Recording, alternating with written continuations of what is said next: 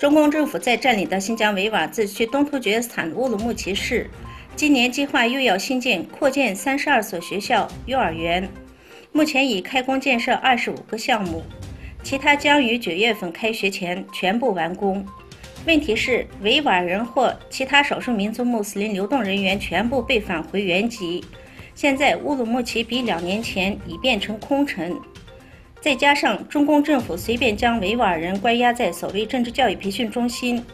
失去父母的孩子被政府集中到孤儿院统一管理，没有正常上学的机会。那么这些新建扩建的学校满足哪些孩子呢？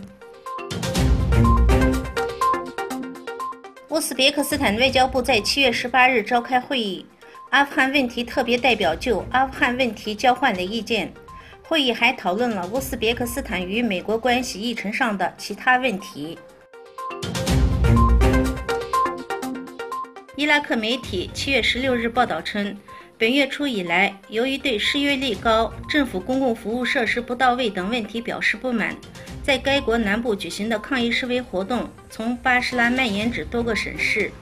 伊拉克卫生部证实，截止当地时间15日，至少4人在抗议引发的冲突中身亡，约有140人受伤。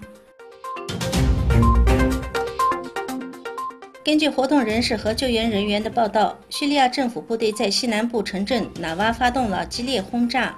造成至少14人死亡，100多人受伤。除军事攻势外，政府还实施了和解协议，主要是针对多年来一直处于反对武装手中的村庄投降谈判，以恢复政府对那里的控制。